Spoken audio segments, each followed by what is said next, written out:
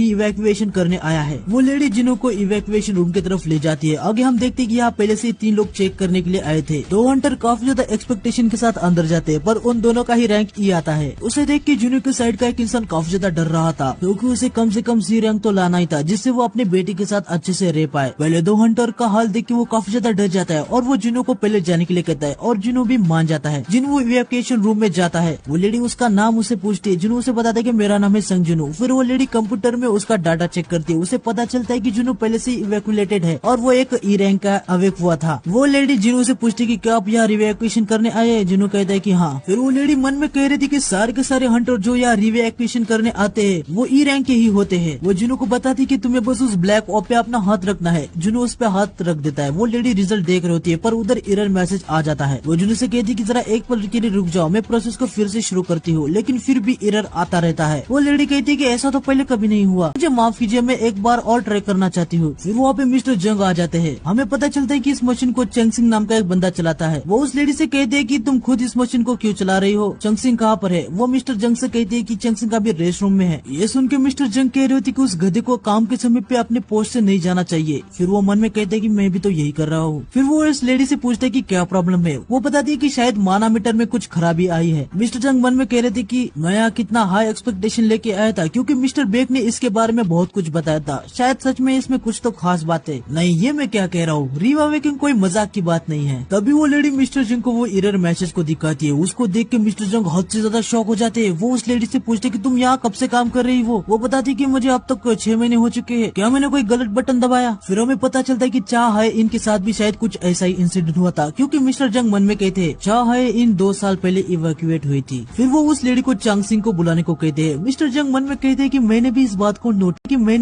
को नोटिस नहीं किया, इसलिए मैं प्रमोट नहीं होता। वो लेडी मिस्टर जंग से कहती कि आखिर बात क्या है। मिस्टर जंग उसे बताते हैं ये कोई एरर मैसेज नहीं है, ये मानामीटर उसको इवैक्यूएट नहीं कर पा रहा। तुम इसका मतलब जानती हो? इसका मतलब ये है कि हमारा मीटर उसके माना के लेवल को मेजर करने जितना पावरफुल नहीं है। ये सुन के वो लेडी भी हैरान हो जाती है। वो कह रही होती कि इसका मतलब ये कोरिया का 10वां यस रैंक हंटर हो सकता है। मिस्टर जंग कहते कि हाँ वो यस रैंक का हंटर है। फिर हमें हंटर एसोसिएशन के नीचे ही वो जिंचुल और चोई जोंग को दिखाते। चोई जोंग जिंचुल से पूछ रहा होता है कि मिस्टर वू, मैंने सुना कि वांग अचानक से कोरिया में आया था, क्या यह सच है? उसका रेड गेट इंसिडेंट के साथ कुछ लेना देना नहीं है? जिंचुल उसे बताता कि हाँ, डोंग्स ने उन सर्वाइवर को नहीं बचाया था। मैं आपको यकीन दिला सकता हूँ, क्योंकि मैं खुद उस दिन वहाँ था। चोई जोंग उसे पूछता है कि इसका मतलब तुम जानते हो कि ये किसने किया है? जिंचुल उसे बताता है मुझे डिटेल में नहीं पता सर, क्योंकि मैं वहाँ पे आखिर तक नहीं था, हालांकि मुझे किसी पे शक है। तो भी जिंचुल अचानक से बोलना बंद कर देता है और वो मन में कह रहा होता है कि मुझे अभी भी कंफर्म नहीं पता कि ये उसी ने किया है। लेकिन चोई जोंग इस बात को